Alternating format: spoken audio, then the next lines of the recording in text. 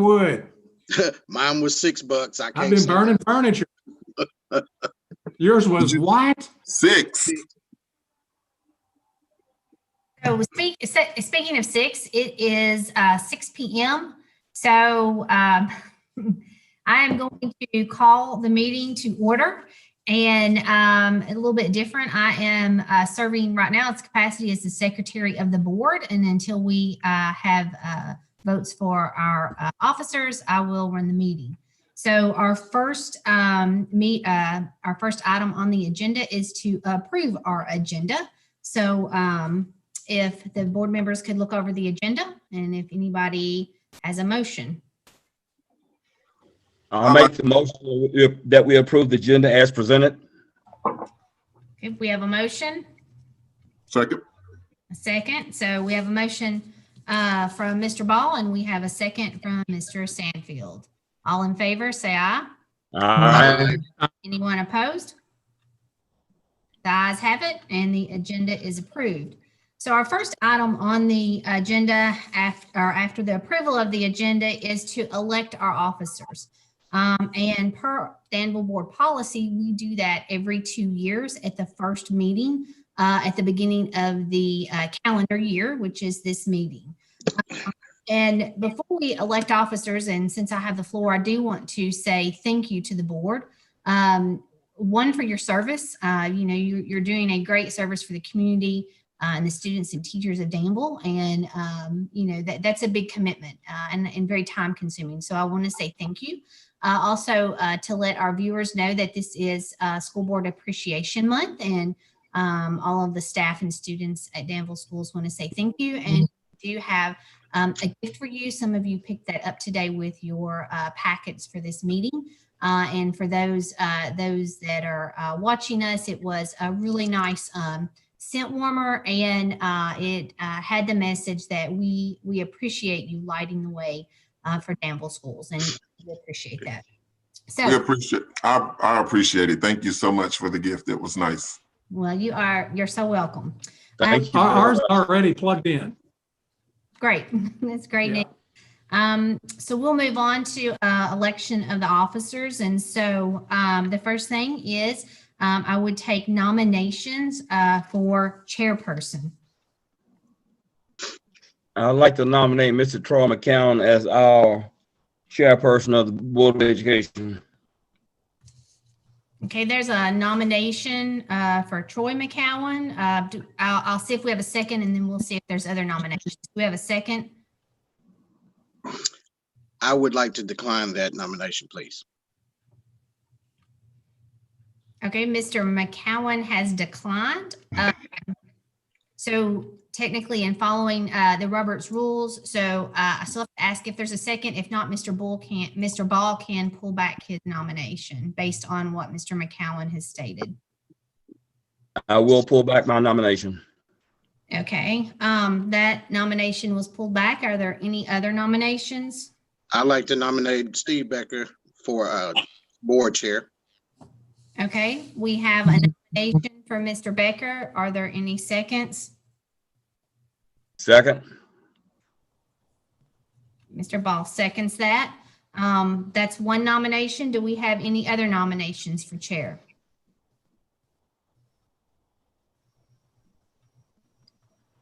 Okay, we have one nomination on the floor. We have a second for that. All in favor of Mr. Becker for chair, please say aye. Aye. Aye. Any opposed? The ayes have it. Mr. Becker, you are chair, and I will turn it over to you for the election of the vice chair. Thank you, Dr. McDonald. You did a great job, by the way. Thank you. And I appreciate you stepping in and doing that as our secretary. Okay, the next election of officer would be for our vice chair. Do we have a nomination?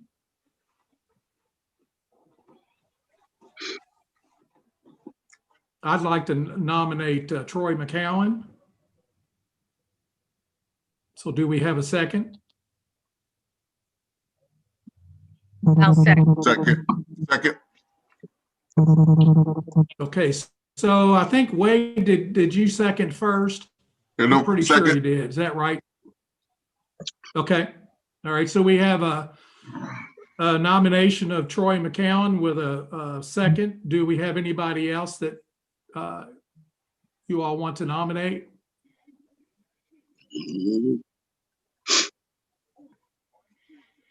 Okay. Seeing that there are not any other nominations. So we have a nomination and a second. All those in favor of Troy McCown as vice chairperson, say aye. Aye. Aye. Motion carries. Thank you all very much. I'm honored to be the chairperson again for 2 years and working with my partner, Troy. It's been a pleasure. Troy filled in for me for lots of stuff since I've been a little out of it for the last month, and greatly do appreciate it. No So problem. let's move on to, and I really do, and Paige, welcome to the board officially. We're so Thank you. honored to have Paige Stevens as a new board member, and she will do a great job. She's longtime educator. Wait a minute, I shouldn't say that. She's an educator extraordinaire, and we're happy to have the board. She's turning red right now. I'm really sorry. But anyways, dude, welcome to the board. So Thank you. item 4 on the agenda is Diversity and Equity Council update. Mrs. Satterley, is that your report? Yes, and Mr. Stanfield, please feel free to chime in Yes, with Mr. anything you want to add. It's really short and sweet this month because you'll remember Melinda Weathers came to you in November, and then we only had one meeting in December. And a lot of that meeting was spent somewhat debriefing about her presentation in November. But we are discussing a few things just to let you know that are on the forefront. We are looking at again, adding a 4th goal in the academic portion of the strategic plan around equity and instruction. We had talked about embedding it within the goals, but it really deserves its own goal. It needs its own goal for those issues. So we're going to start working on that. We were supposed to meet tonight, but because of the board meeting, we pushed it to Tuesday night when the board meeting was on Wednesday, but now the board meeting's on Tuesday, but it'll be fine next week. And we are also looking at the recruitment plan that Dr. McDonald and Tiffany and Rayanne have drafted and looking at those pieces. And those are our 2 big things at this time. If you saw the paper yesterday, there was an article in the paper about the council. We are also working on getting our own little section on our school website. The members currently are sending me little bios so that, because there were a lot of questions I noticed on social media last night of people that shared asking who was on the council. So we're working on getting that website up and running, and Tiffany and I are getting ready to start working on a 1-pager of Dr. Cleveland's desk audit of the high points that we feel like the community need to be aware of, and just getting the word out there that this council has been formed was one of our main goals from December to now. And so now that the word is out in the paper, we want to get that 1-pager out on the desk audit and get the website up and going. And our 2 big goals forthcoming are the strategic plan and the recruitment plan. And a part of that whole process, thank you, Ms. Adder, that was absolutely great. I really don't have much to add. But what it does, I can't wait. I'm excited about us getting being able to have a spot on the website where individuals can go and look and see, what's happening within the world of equity, diversity and equity within the school district, and what the plans are and just where we are as a committee. And also, I'm excited that I can't wait until they get the 1-pager done and get it ready to go out, because what it does is it shows that we are being transparent. It shows that we are owning what the desk audit says, and that we are putting, a plan together to address some of those items, that's on the audit. That's why we had the audit. And so I would just think that the community that we serve would appreciate, the transparency of the audit and know that we own it, for what it is, and that we're working to get better. And if I could say anything, it shows that it's not just that committee, it's not just the board, it's not just the district office. I mean, it's going to take all of us to make it better and to get us where we want to be at. So it's not a one-stop shop. I'm calling on everybody that has an interest, that we're going to ask you to step forward and be heard, so that we can continue to grow and get where we need to be at. Thank you. I'm sorry. No, excellent. Thank you all. Thank you both. The article in the paper was excellent. Yes, it was. I mean, a lot of work going on, and I think it puts us in the forefront that we're concerned and want to have, you know, diversity among our ranks and so forth. And I just think that it's really been a worthwhile thing that we're doing. So thanks to both of you all for keeping us informed. Greatly appreciate it. Any other board members have any comments on the diversity in Equity Council? I would just like to say, over the years, the district has taken several stabs at this in one form or another. And this was a great time to get it started. And the success of something like this could really, really make a difference. But we need everybody, not just a few can participate. And I don't mean the council, I just mean as far as thinking in terms of everyone being successful and meaning it. Well, I think those are great words, Paige. You know, I've been around a long time myself, and we have taken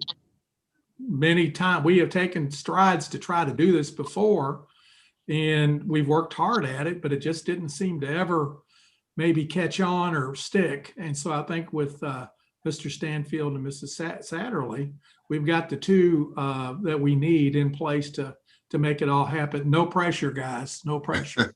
But anyways, we greatly appreciate your comments. So any other comments or concerns about the Equity Council? Okay, well, let's move on to the 2021 board meeting calendar. Tammy, can you put that up? I was working on it. It's there.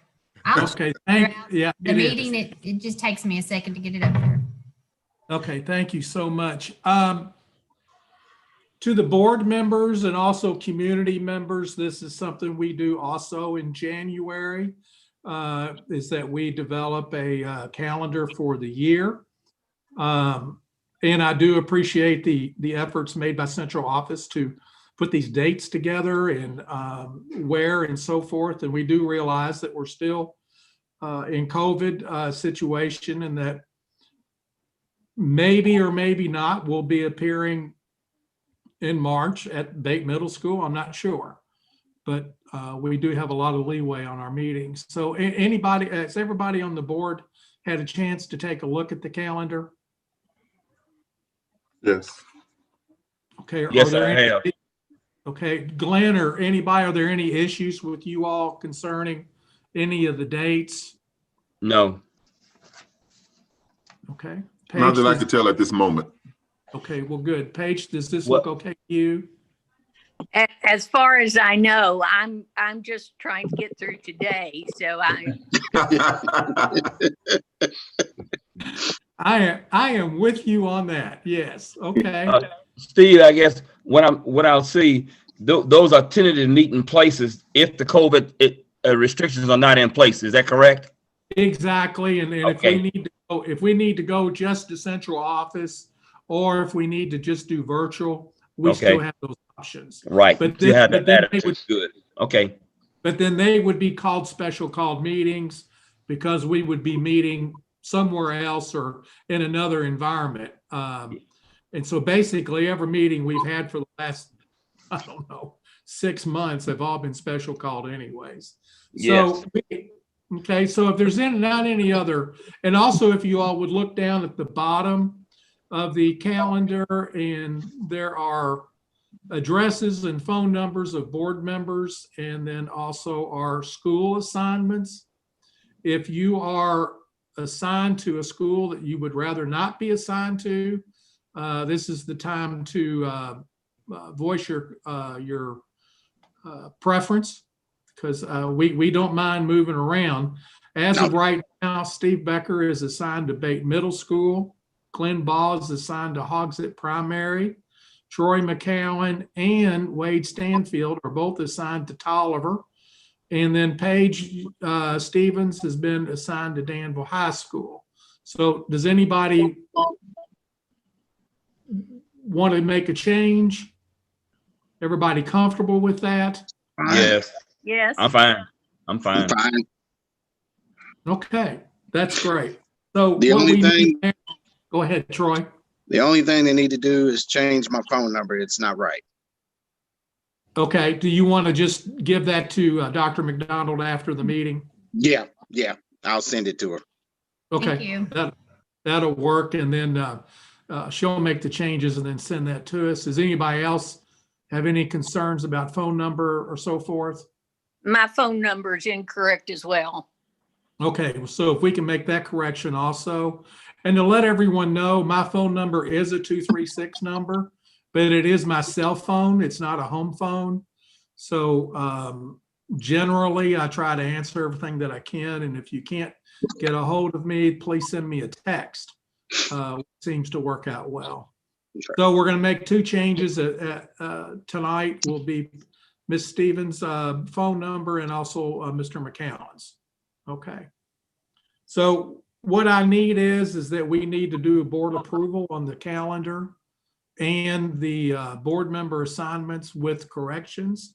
So can anyone make that motion, please? I'll make a motion that we accept the calendar as presented date wise, and also with the changes that we spoke about tonight. Second. Okay, so we have a motion and second to accept the board meeting calendar as submitted, and also to accept the school assignments as submitted, along with changing two phone numbers. That'll happen after the meeting. All those in favor of the motion say aye. Aye. Aye. Okay. Motion carries. It was unanimous. Thank you all very much. So now we're going to go to item number 6, which is the Danville High School update. Good evening. Dr. How are you all? McDonald is Mr. Okay, Hello, how are you all? Can you hear me? we're good. Doing well. Excellent. We can hear you. Good. First Yes, off, sir. thank you all very much for everything you do. And sometimes it's a good opportunity here to thank you all, especially during School Board Appreciation. And Ms. Stevens, welcome. And I'm glad that you'll be spending some time with me at the high school. I would just like to give you a couple updates real quick as we kind of finish up the first semester. A couple highlights. We actually had 66 students get 98 college credits through dual credit classes. We also have Ms. Dewey and Mr. Springs working with 10 students that will be taking the state tech kind of theater pilot program exam coming up next Wednesday. So we were very fortunate to be involved in that. Of course, athletics has begun. Girls basketball and boys basketball each have 2 wins. Wrestling had their first match this weekend. And we were also able this week to begin band practices, of course, social distancing, along with following protocol and mask and those things, with drama as well. Those performances, of course, following guidelines, much like athletics does, for band will be Sunday. And then next week, drama looks to have their performances. It's not open to the public. But we are fortunate and continue to follow protocol for the students to be able to take advantage of that. And Mr. Towns and Ms. Dewey have done a fabulous job, along with Mr. Springs. And Mr. Walker was able to perform virtually with his students over the Christmas break. A couple other things. We've had 50% of our seniors have met in person via meeting with our counselors. Our goal is to have all seniors met with by February 1 as we move to transition readiness. We also had a college application week, and 55% of our seniors have applied to a college or post-secondary school. So it's all about becoming graduation and transition ready, and that's one part of it. Another big highlight is the Poetry Out Loud course sponsored by Miss Dewey is next Wednesday. Our English teachers will be participating in that. And our PLCs led by Mr. Bandura have been meeting on a regular basis, along with, of course, our special ed teachers have been meeting weekly, focusing on student achievement and success. We're actually getting ready to transition to a brand new semester the 19th. So it's busy. It's almost like the end of a school year for us because students can get full credits as of this Friday. And so we're beginning to see, of course, that mad rush by some students to get that stuff finished. And the teachers are doing an outstanding job supporting the students. I do want to take a chance just real quick to encourage any parent or student, if they have any questions about anything, to reach out to a staff member. One of the challenges during this time period is communication, and emails or phone calls from 8 to 3:30 daily. We're here to support the students and families through this time. So that's just a real quick update, and open to any questions if you have any. All right, thank you. I'm sure you all are probably talking about it, but graduation? Certainly. Mr. Elmore? Yeah, we just had somebody ask about prom, and we have the date set for April 17th. We've started the conversation back in December as administrative team about graduation. So we'll begin to have those conversations with the students, of course, planning for all different options that may come about. And hopefully with the vaccination en route, we'll get things back to normal. I know the students are very anxious, as well as the staff, to move forward with that in a safe manner. So yes, we've started that conversation, and we will ramp that up beginning next month. Well, that's fantastic. I had a parent call me today and said, "Oh, I just hope we can have our graduation at Norton Center like we did before." And I said, "But were you not there last year?" And she said, "Yes." And I said, "I thought that graduation was absolutely wonderful, and it was pulled off so well. But it took many volunteers and staff." And I said, if we go there again, it'll even be better this year." But I just wanted to bring that up, Mr. Elmore, that and I know that parents are already thinking of that, and I'm excited. The prom's April the 17th. That's a great thing. So I appreciate it. Does any other board member have any comments or things they want to ask Mr. Elmore about while we have him? Mr. Elmore, how many sleepless nights have you had with this change in venue and operations? I'll be very honest with you. I do feel a concern for the students and families, to be honest with you. But really, with the administrative support from central office, my front office support, my teachers, my staff, I actually feel very confident in what we're trying to accomplish, and just really are anxious, I guess you would say, to be back with the kids. That's why we always do what we do. That's why you're on the school board, is what's best for the students. And to answer your question, I haven't had a lot because I feel very confident in what we're doing, what we're trying to accomplish. Of course, there's always bump in the road. There are always things that pop up, but I feel very confident in the teachers, in the students being anxious to get back at it. So very, very peaceful about where we are and where we're going. It is a challenge, and just really a concern for the students and families. And many of y'all have kids in the home too, and it's a different situation. The mental health of students is very important, and we're trying to look at new ways to meet those needs and provide support to the students. So thank you for asking. Well, it's good that you have a good team that's working unified, working together. It makes your job a lot easier. From your staff to the Board of Education staff, and we as the board members here to help you make their job easy too, because there are going to be bumps, but let's make the bumps a little bit lower and not as long. Exactly correct. Thank you. Does anybody else have Anybody else have any questions or things they want to ask Mr. Elmore while we have him? Okay. Paige, I'm sure you will be a great addition with Mr. Elmore, and seeing you guys are principals and have been and all that good stuff. So anyways, welcome to the high school. Mr. Elmore, again, thank you very much for the update. We're excited about the school year, and we know learning is taking place and it may be different, but we're taking care of our kids. So appreciate it. And Okay, Mr. next Elmore, on the agenda is number 7. I'm sorry. I was Okay, just next going on to the tell agenda Mr. is item Elmore, number. Okay, I was just going to tell him I look forward to being in his school and see what's going on and how it's different now than before. I'm excited to have you. So I'll be reaching out to you tomorrow by email and send you some dates and hopefully get you over pretty soon. Of course, following protocol, but get you over pretty soon. So thank you. That sounds good. Thank you. that'll work out well. All right, guys, thank you all very much for that. Mr. Elmore, again, thanks. So now we're moving to item number 7, which are new positions. Dr. McDonald? I'm actually going to ask Mr. Elmore to help out with this agenda item. So we received a grant, and under that grant, Mr. Elmore and his staff are requesting 2 positions.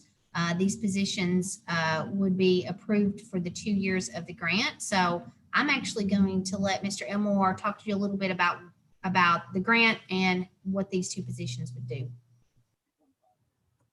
Thank you. And I won't keep you long, but through surveys and discussion with site-based and listening to students and staff, as we kind of moved through, and we were very fortunate to be offered this ATSI grant, it became very apparent that we felt like putting money into people and not programs. We have the CERT review for ACT prep. We have IXL to provide support in reading and math. And our staff does an excellent job, but we really wanted to put our money into people. So what you have shared with you is 2 positions, transition coach for post-secondary success and a transition coach for academic success. And what these individuals would do is they would focus on our ATSI group, which is approximately 53 students. And they would provide support to these individuals to become transition ready, which means they will be successful in college and or a tech school and or a career. Last year in this group, 55% of these students actually transitioned into the workforce or college. And we look for that number to rise. And this person would play a big part in that. The academic coach or academic success transition coach would focus on reading and math. Those are 2 areas district-wide that all schools are focusing on. We're seeing that need at our level as well. Our teachers and our aides are working diligently to provide support for students to get credits and get work done. But this person would really focus on providing that reading and math so that they don't just get stuff done, but they improve. And so we're really excited about this grant. It's a 2-year grant, and you have to put your money where the mouth is. So we will use numbers to really measure, are we successful? And we'll look at graduation rate. We'll look at transition readiness rate. We'll look at our ACT results for these group of students and ensure the best possible way for them to find success after high school. So that's what we are requesting. You should have a summary sheet there that has been shared with you. Okay, does anybody have any questions of Mr. Elmore concerning this grant?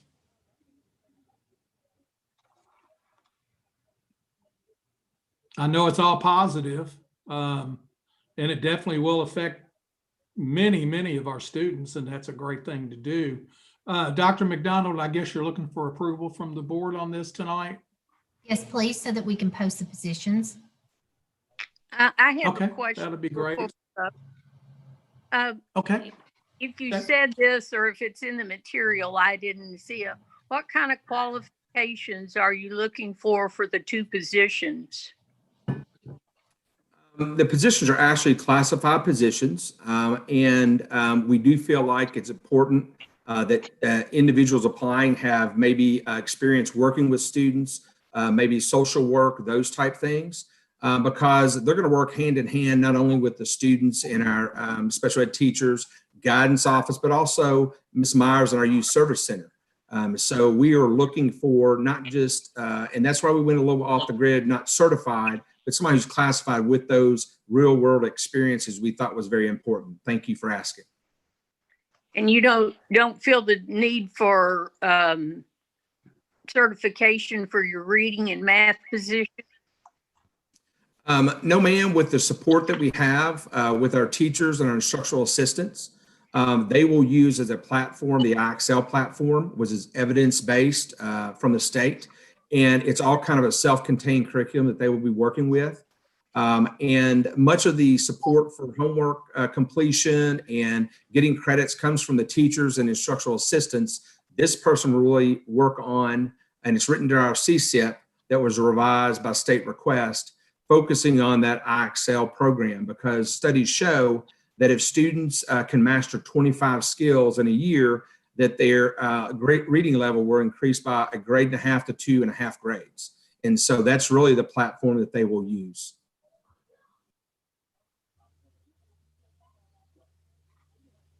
Thank you. And the grant Okay. covers all costs. Yes, sir. It does cover all costs for 2 years. Of course, then we'll begin to navigate, number one, monitor the effectiveness of it. And then if it is successful, figure out how to maintain that. One of the things we will have a little bit of extra for is to help with the CERT program and IXL program, which will be used.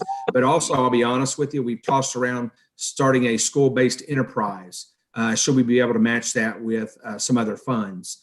And that would be where the students would actually work in that business, inside the school. So we've got some outside the box thinking that we should be able to do, and it is all self-funded by that grant, as far as nothing requested from the board.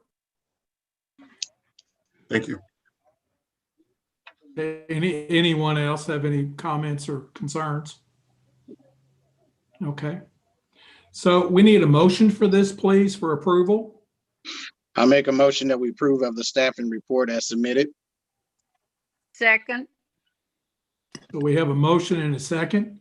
All those in favor of the motion for 2 additional instructional assistants funded through the ATSI funds, say aye. Aye. Aye.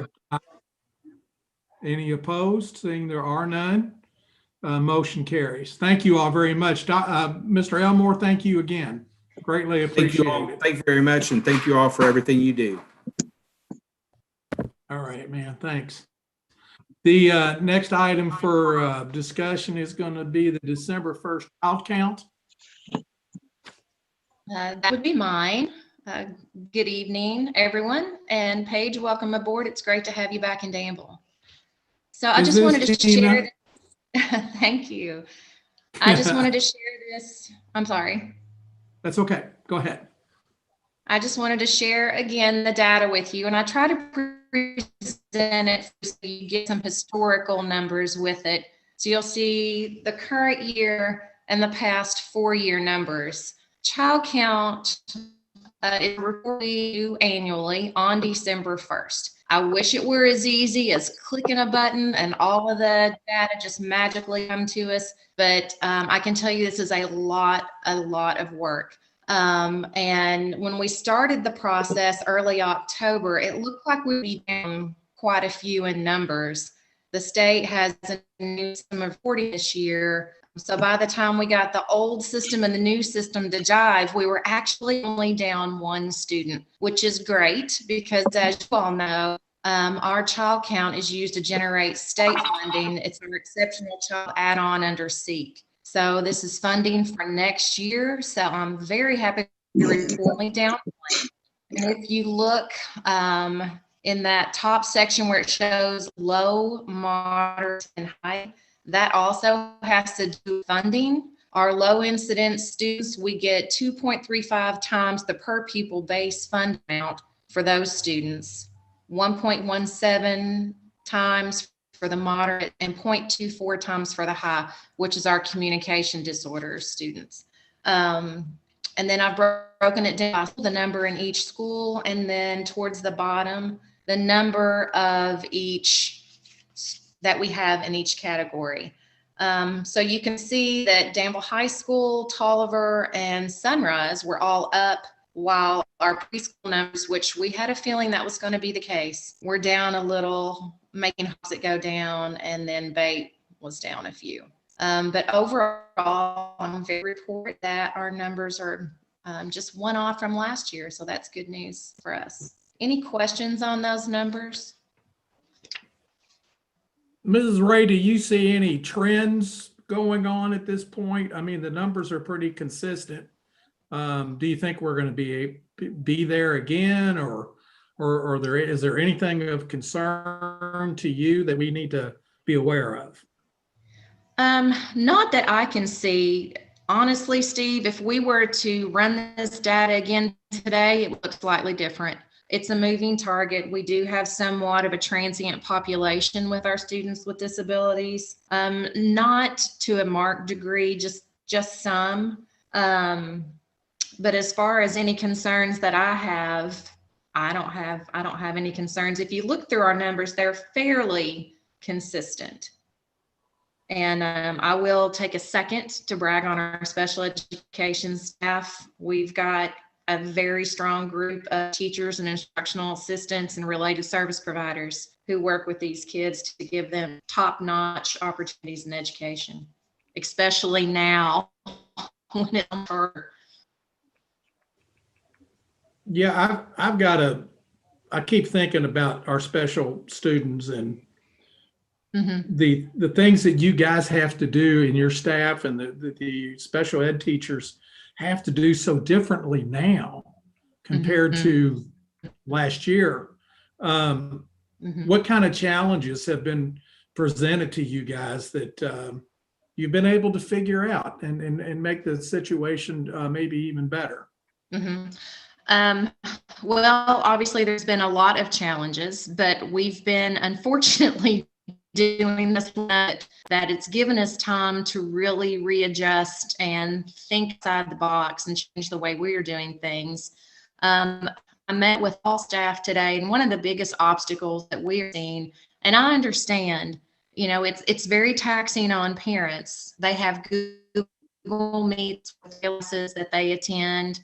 And then if they have, say, speech therapy, occupational therapy, that's an extra session with those therapists. And if they get extra time with a special education teacher for specially designed instruction, that's even an additional class meet. So these students are online a little bit longer than maybe some of their teachers are. But again, I take a second to brag on those teachers and related service providers. They have really done a great job of finding ways to engage students online.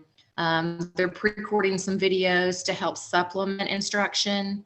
They are reaching out to parents, being very flexible with the times that they serve students. And we even have, you know, Dr. McDonald has allowed us to bring some small groups in. So our students who don't really perform well, able to provide some in-person instruction for those students.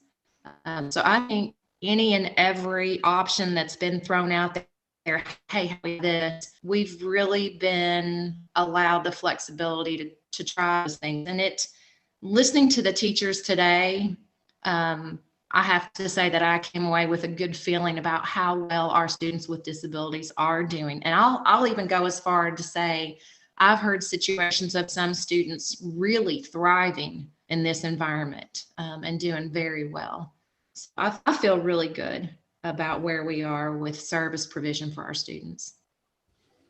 Well, that is such a positive, and for me as a board member to be able to hear that and know that these kids are being taken care of, and it's not that they weren't before, but point being is that it's been a challenge and that we're still able to meet their needs.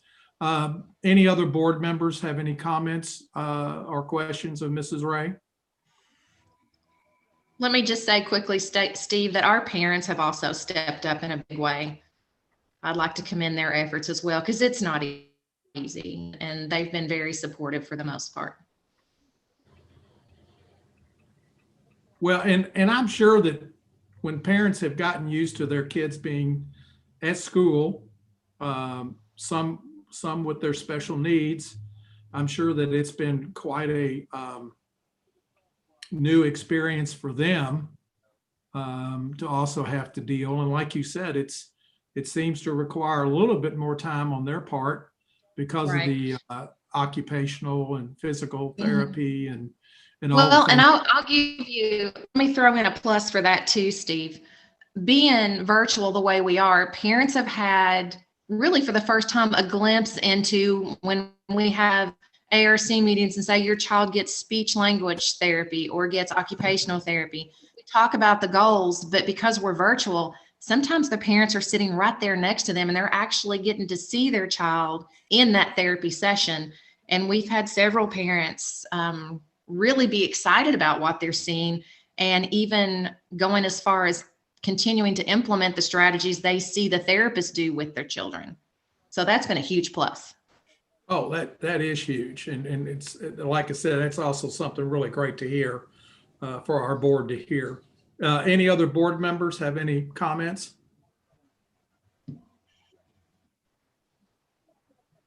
Okay, seeing there are none. Is this an informational piece for us, or is this something that we need to actually approve as a board? It's just informational for you to know. Okay. All right. Well, Mrs. Ray, thank you so much for the report, and what a positive one it is. Thank you. So let's move on to item number 9, which is discussion of in-person hybrid learning. I know there have been some concerns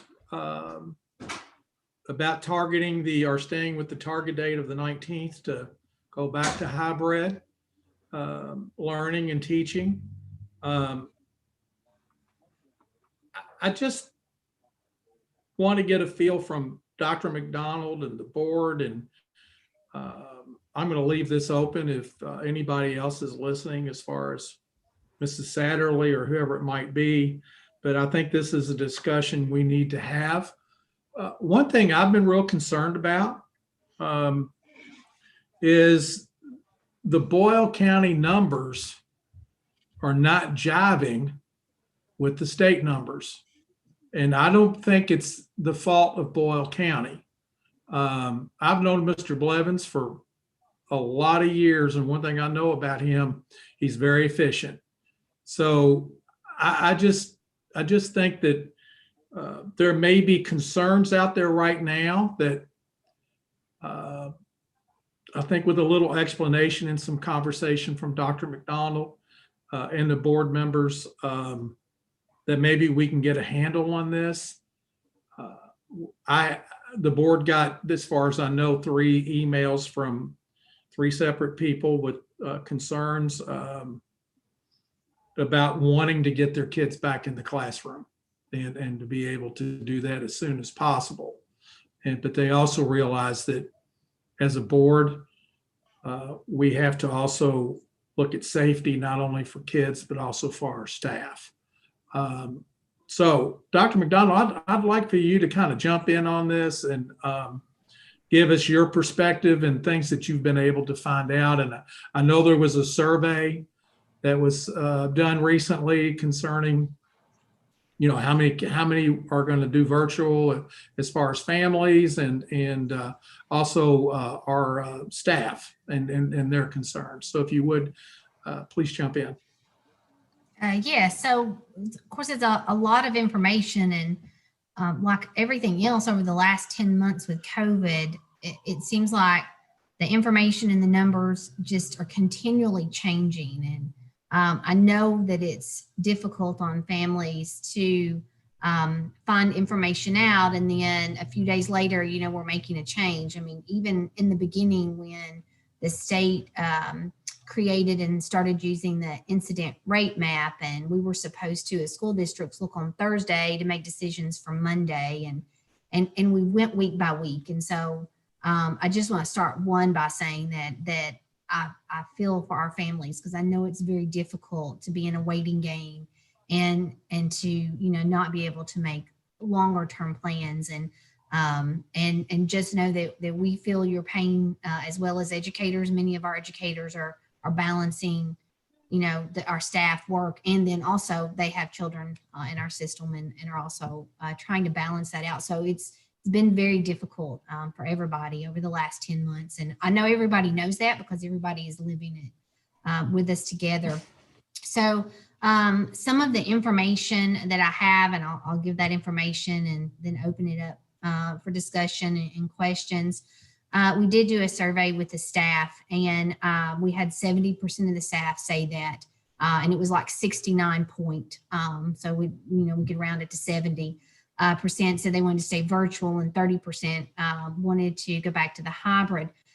We had multiple just open comment boxes, 3 different open comment boxes, and probably the number one comment for the response that they wanted to stay virtual, the 70% that wanted to stay virtual, was that if they had more information, that, you know, they could have picked a hybrid, but information changing constantly, not necessarily from the school district, but just overall. You know, the local health department has this information, the state has this. We're trying to find information, and just the information changing drastically, or not having enough information. They just really wasn't sure, you know, which to pick. But so they went with that option, I guess you could say, just to play it safe. Although I would say almost every comment in somewhere in the comment ended with that they do understand that, you know, our students are struggling academically and emotionally through this. And I think we all realize that piece. The health department, we've had multiple conversations. Ron Ballard is our liaison with the health department, and I know I think has a conversation daily. But they've stated multiple times, and Brent has talked about our hybrid AB model and how safe that he thinks that model is, and how good it is, and that we did an amazing job when we were open hybrid in the fall. Additionally, we've not had spread within our schools. So through our sports programs, to where we have still been competing and having practice, we've been following all safety protocols there. We have had quarantines. All of our quarantines, they resulted from somebody that has been exposed in the community, and then they've exposed. Those quarantines have not turned into positive cases in our district, whether it was when we were hybrid for that month, or when we were working with sports or band or theater, or whatever our programs were. We've not seen positive cases result out of the quarantines, because we followed procedures. Our staff has done an amazing job of following the Healthy at School guidelines. So we've not had spread in our school, because our staff and our students have done such a good job making sure that they follow the Healthy at School guidelines. Another piece of information, and I'm just trying to give information so that we can have as many pieces as possible. The majority of school districts around us are planning to return to some type of an in-person learning in the next 2 weeks. I did send a list. I had 2 different sources that I pulled information, a couple of surveys that went out in the regional co-ops. And I sent a list of districts to the board that would be returning to in-person either the 19th or the 25th of this month. I had a couple of other districts that I added to that list after I sent the email out. So the final list that I had as of this afternoon had 31 districts in our region that would return to in-person learning either the 19th or the 25th. There was 1 district that was going to stay virtual through the end of January and reconsider starting back. I'm not adding in Jefferson and Fayette. The 2 large districts are not in any of these totals, as they kind of unique in their situation. These were the other districts. And there were a handful of districts that were undecided, and they were having board meetings like us this week to make decisions on staying virtual or with a hybrid. Also, another piece in that, the majority, although there were a handful that just said returning to in-person and didn't specify 5 days a week or hybrid, I think the majority all said some type of hybrid where it's small groups and it's not all students returning 5 days a week. Pretty much everybody was looking at hybrids. One of, I guess, my biggest concerns as an educator is our students academically. As we continue through the pandemic and as we've completed the first half of this school year, we see that our students are falling behind more than we anticipated. So our failure rate for our students, and regardless if there's a pandemic or not, every 9 weeks, we do have some students that have not passed. And we as educators, with the teachers, the administrators, the interventionists, we do things to help catch those students back up, to close that gap. So we, of course, we always have some students that fail, each grading period. But we have seen through the progression of this pandemic that percentage each grading period is increasing, which has us concerned even more than we were to begin with. So it's really hurting just the pandemic in general, but virtual learning is hurting our students academically. We have students that are less engaged. Our staff, I am going to do a shout out here because they are working extremely hard to engage our students.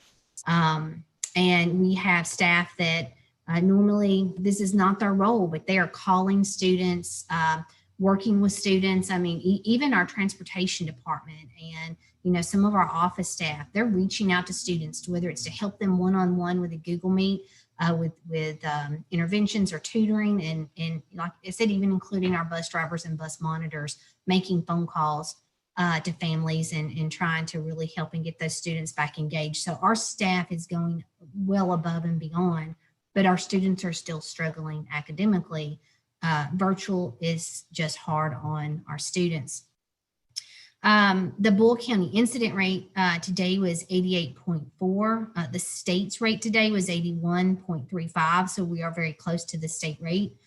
It is still high. I mean, it is still concerning. We have dropped significantly in Bull County over the last week. And I got that language from the local health department. Ron had that discussion. I think an important piece of information for us to think about is that according to our health department, 1/3 of all of our cases in Bull County since the beginning of the pandemic is as a result of the prison. Approximately 900 of the 2,700 cases in Bull County are from the prison. As an educator, as a mom, as a wife, as a friend, I'm torn when we have this discussion, because I want to also, play it safe, but I also understand, how our students are suffering academically and socially. I absolutely would never want to do a recommendation or make a decision that would harm our faculty, our staff, or our students. So it's really hard for me to think through all of these pieces and look at this information, and make recommendations on these decisions. I do know, though, that it's going to take our students years to catch up after this pandemic. And the gap is growing wider every day, that we are virtual, especially for our minority students and our economically disadvantaged students. The gap seems to be widening quicker with those groups. The fact, or with the fact that our families have the option to stay virtual, and with our safety measures that we have in place, that we have shown is not spreading the virus in our schools, I would suggest that we open under the hybrid model sometime within the next couple of weeks. If we, continue that our numbers are decreasing.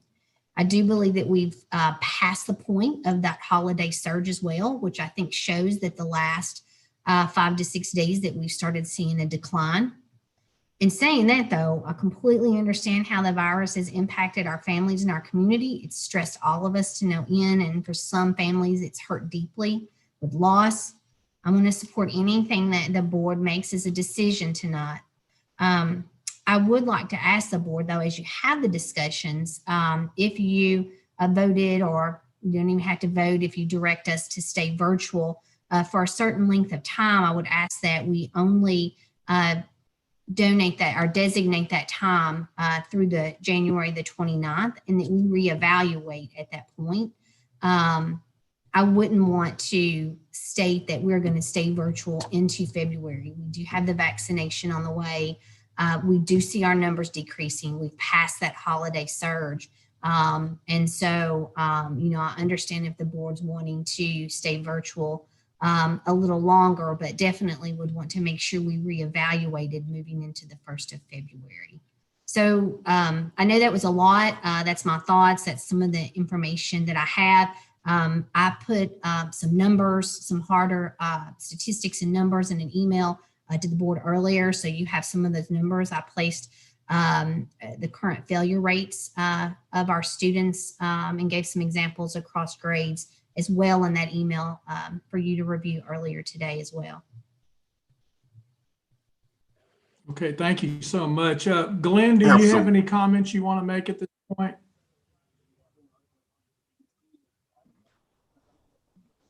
I know it's going to be, it's tough to make a decision like this. And probably the really hard impact that's having is on the parents.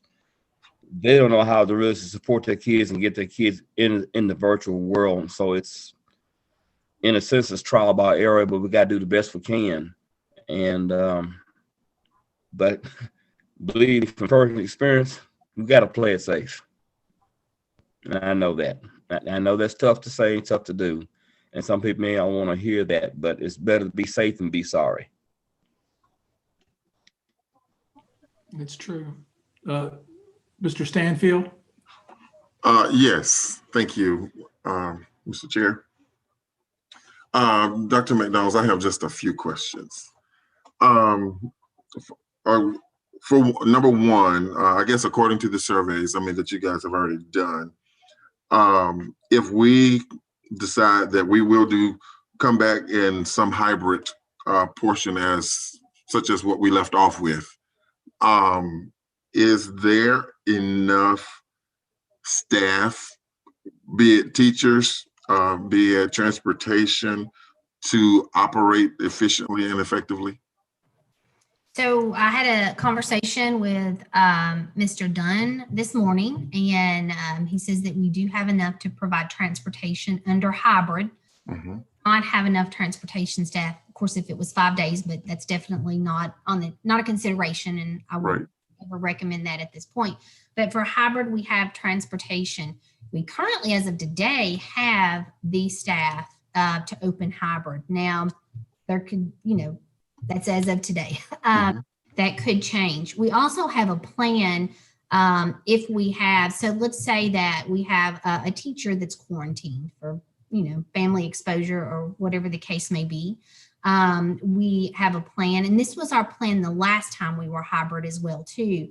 So we would place an instructional assistant or possibly another teacher. It could be an instructional coach. It could be a librarian, guidance counselor, but we would place someone in the room with the students so they could go about their regular routines. They would have somebody there that could help them one-on-one, and we would string the teacher into the classroom during the day. So the teacher could still telework during that quarantine, and the students would still be in the building, and they would still have their other classes, whether that was related arts or their other classes. So we do have a plan for quarantining, and currently we don't have that high of a number of staff that are quarantined.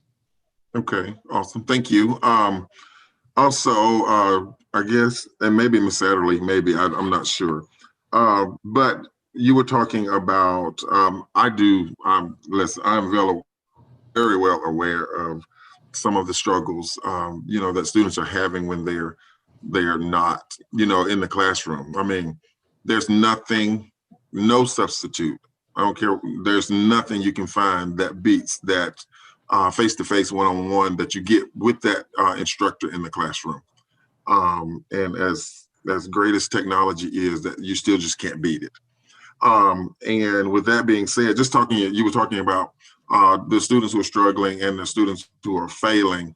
My question is around, looking at that, we know that there's learning loss. There's a lot of learning loss at this very moment.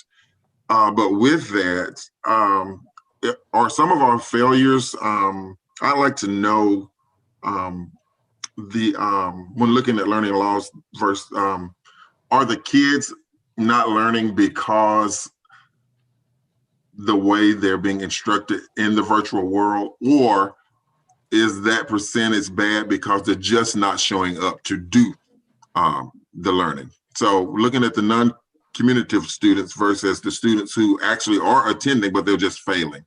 So what does that look like for Danville? Yeah, I think probably, so I'm gonna say both. I'm gonna say the answer is both. And I'm gonna ask Mrs. Satterley to jump in afterwards. And, she, of course, as chief academic officer, like is living and breathing this every day. But I would say the answer was both.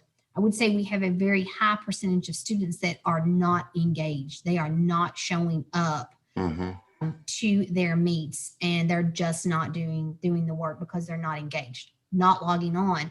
And one of the reasons that, even though I'm torn on what to recommend, I recommended the hybrid. One, because I know our protocols are safe, but two, when we went to that month of hybrid, we had students that showed up and were engaged that had not logged on at all before. And then as soon as we went back virtual, there was no login and no engagement again. And that's not a high number, but it's significant enough, that it's more than 1 or 2 students per school. And that's one of our biggest worries, that we're losing that group of kids. Mrs. Satterley, please add your thoughts. I would say that it almost differs based on grade level, if that makes sense. Like, I would say at the high school, most of the failures are due to not showing up and not completing work. And then I would say in the elementary school, I know we're having struggles with not being able to, not being able to, but some of the things we're getting, even if we get it, it's maybe not valid, if that makes sense, as far as the assignments and the completion of the assignments, and questioning the validity of the work that we're getting turned in. And so therefore, when data's not valid, we're unable to intervene in the right places, if that makes sense. It does. What are some of the strategies, techniques? I mean, what the box kind of thinking are we doing right now to address, those particular situations? I know we can't really do home visits and things like that, but what are we doing creatively as a district to re-engage those kids? Just a simple phone call. I would disagree with, we can't really do home visits. We've been doing porch visits. I mean, we've done everything we can. Well, I would recommend that. I wasn't saying we recommend Right. porch visits. But I can understand what you're saying. I would say I'm not that, telling somebody to do that. Right. I would say that our Friskies and our teachers and even our principals and anybody that the schools can get to call, go out to the home, do a porch visit, take the resources to the families. I would say we've exhausted everything we know to do. Like, for instance, I have a long-term sub right now working in English language learners, and she needed to get some materials into their hands because they weren't engaging elsewhere. And she took those to their homes and made sure they had them. And now that they have the materials, some of them are more engaged. But I wouldn't say that I would say we've done everything we can do within our power, as far as getting in the car and going out there and dropping things off at the house. Yeah. Okay, awesome. I'm going to, I've asked a question, I'm gonna mute myself. But I just thought those were some questions I just wanted to say, because for one, before I do mute myself while I still have the floor, is that, I'm not preaching. I really am not, because I know you guys understand it, but we have asked, we're asking our teachers to do some superhuman stuff, right now. And I just want to make sure that they never feel slighted. You know, I mean, yes, it is about the kids, but man, we can't do anything with those kids without them. And I need them to know that while sometimes we talk a lot about kids, but please know that, you know, they're in the forefront of our minds as well, because they truly are essential workers. And that's how I think of them, you know, in my mind. And just want to make sure that that they know that, and we are aware that, you know, that they're doing a lot. And like Dr. McDonald said too, you know, I mean, I don't know what percentage is, but I'm sure it's high that our teachers, you know, our parents as well, you know, they have their own children, you know, that they're trying to navigate themselves, as well as, you know, come and teach other people's kids. So we don't take that lightly. So I just wanted to make that PSA there. Right, and I would just, Mr. Stanfield, I would just reiterate that as far as the students that are completely disengaged, not showing up, not completing work, I think as a district, whether it's a teacher, a classified employee that's making phone calls, or the Friskies, or the principals, or the DPP, I think we're doing everything we can to not leave any stones unturned. I mean, down to teachers delivering little small Christmas gifts on porches. I mean, my 8-year-old had a gift on the porch, you know? Yeah. So I think you're right in that we're asking a lot during this time. And but I do think that our teachers are doing everything they can to get those students who aren't coming to come. I knew that, but I wanted us to say it because I needed that to be out, you know, in the community, so that they know that we really are doing the best we can in an unprecedented, you know, situation. I mean, I don't know, and I mean, I'm old, but I'm not that old, and I don't know anybody that's been through a pandemic yet. So, you know, so this is new for all of us, and so I just think all of you guys for your hard work and your dedication as well to the Denver Independent School District. Yeah. Well, thank you. And I'm going to say you're not old, because we're the same age. So you are absolutely not old. May I say something? One of the things I made a comment some months ago, that what we're in right now is a situation it's a moving target. So the teachers are having to do a lot of verbal tap dancing and a lot of extraordinary things to try to get the kids to engage and stay up. So they're doing their job, doing it well. And Dr. McDonald and Miss Sadley, I know you all are thinking out of the box in what you're doing, and you're probably setting a precedence by the way you're trying to present education and trying to keep our students involved and engaged as best you possibly can. So you are to be commended for what you're doing. You're not getting a lot of sleep either, and I know it. Yeah, and I would say, you know, our teachers have done absolutely, you know, just everything, and they're trying so hard, and our parents have too. I mean, one of the things too, we've said that, and we all know that, but you know, I had a good while back, but during this school year, I had bumped in and talked to a parent that was discussing with their job switching their shift that they worked, so they could be home during the day and moving back to a night shift versus a day shift.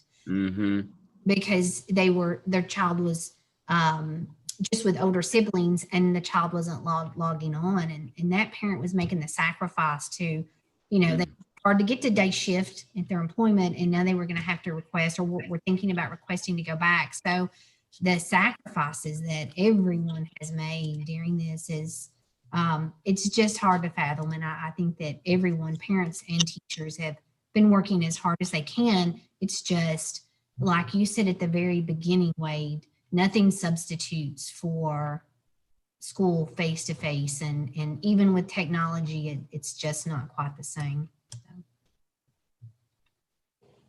It's true. Troy, do you have any comments? I just want to say, yeah, thank you, Tammy. Thank you, Sherry, for all that y'all have done. Thank your food service staff, because I know they still out there on the grind, delivering stuff. I see it every day. So thank your staff for what they've done, because they're essential workers. They put themselves out there all the time. Basically, they're doing porch visits is what they're doing. But I'm like this, is if we can, still stay virtual, but especially for those struggling kids and do the hybrid model, I'm all for that hybrid model as soon as we can get back, because it's hard. It's hard on the parents, it's hard on the students, especially how much of our like seniors are, or do we have a lot of our seniors struggling through this? Yes, we have quite a few at the high school. I can send individual numbers of grade levels to the board, but high school overall has, I think I sent that in the last email as well. I think we're looking at about 36% right now are struggling or failing at least one class. That's a pretty high percentage across 9-12. So, because I don't want to see a senior, get left behind and fail, because of all this. So it's much, if as quick as we can get back into school, or at least start that hybrid model, we need to get that going. Well, and I will add this, Mr. McCowan, about seniors.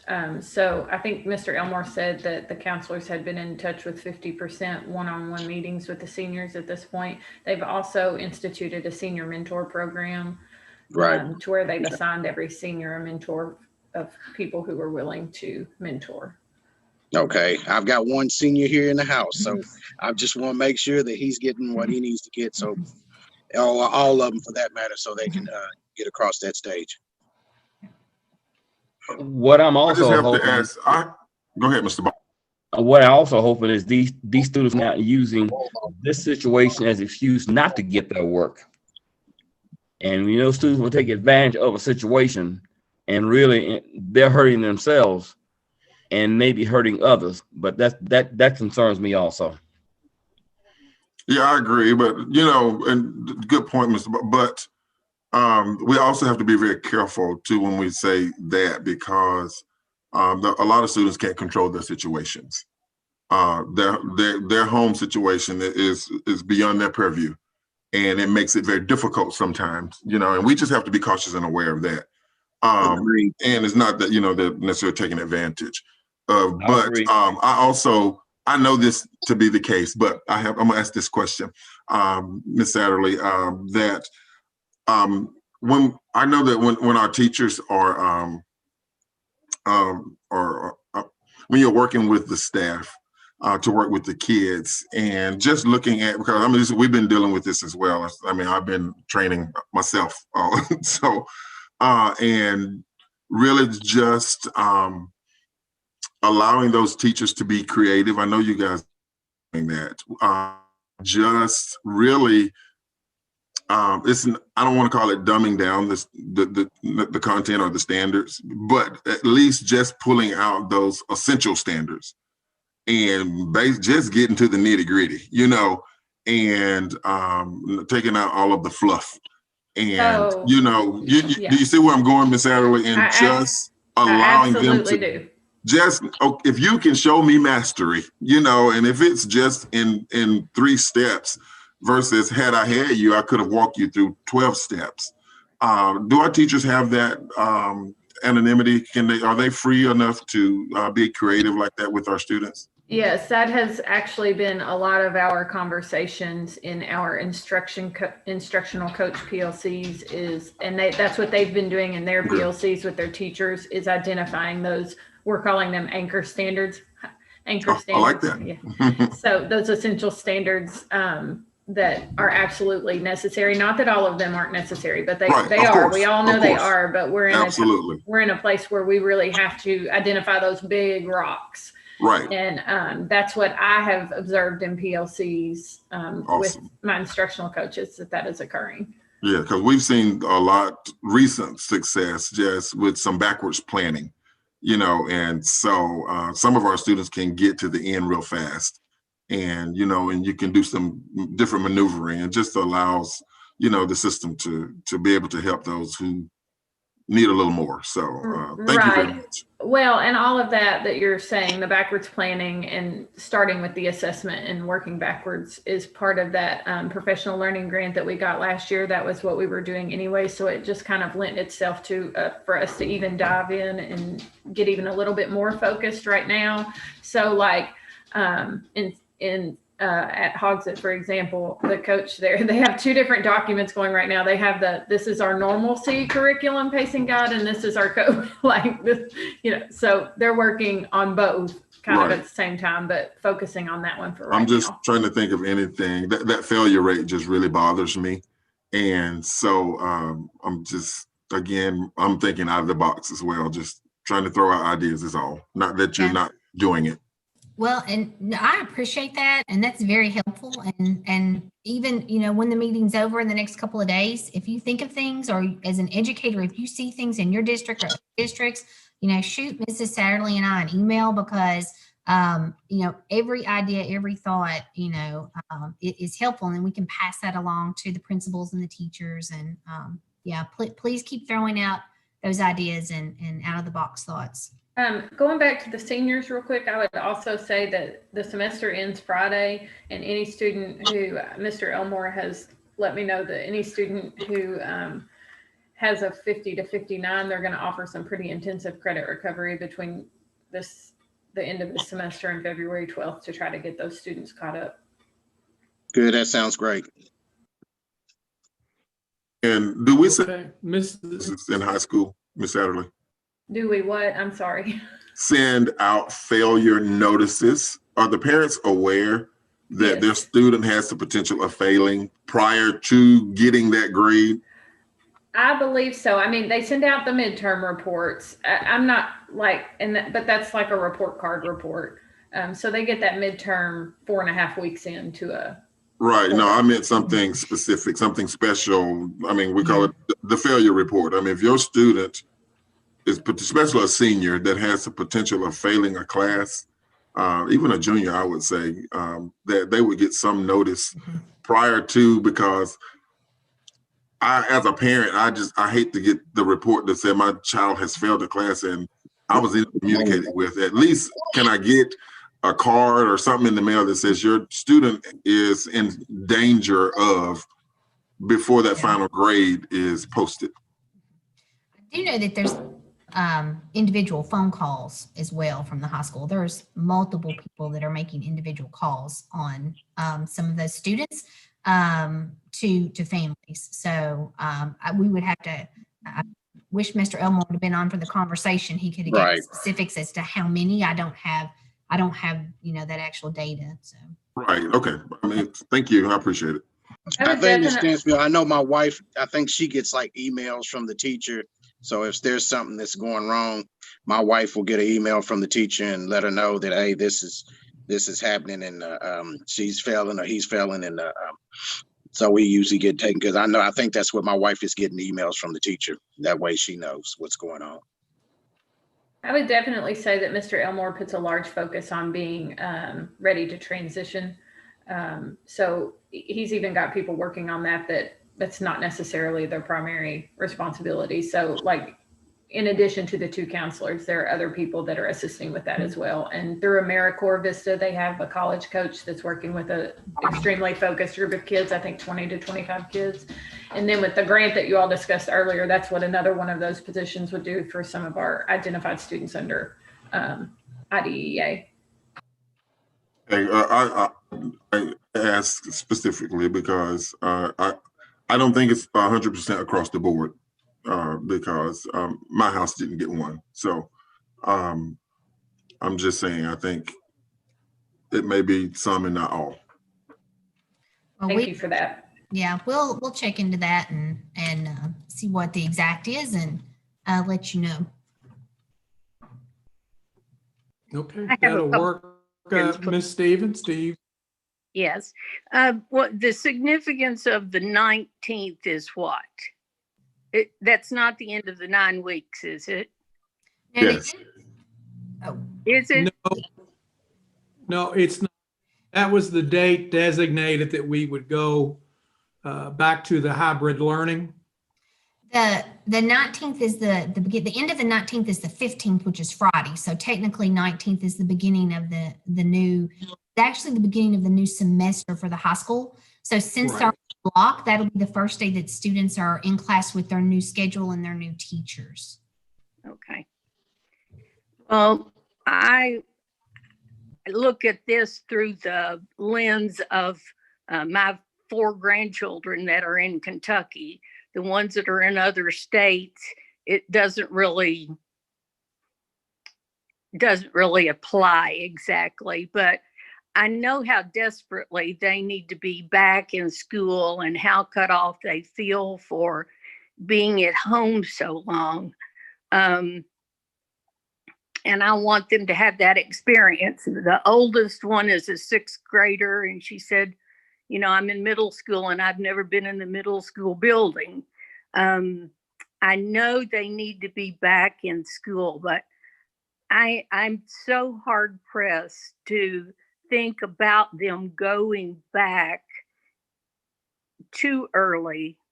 You know, I would love to see us wait till the end of January, and you know, maybe that period of time would not make a difference, but when are the teachers going to have their vaccinations? Do we know? So currently the health department is thinking the first week of February, possibly the week before. So in a couple of weeks. So either the last week of February or the last week of January or the first week of February. And was that a concern of the teachers when they were not, when the 70% of them wanted to stay virtual?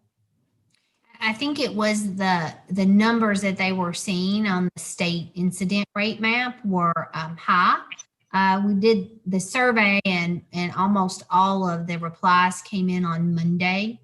And, you know, we had seen the numbers up over time since Christmas.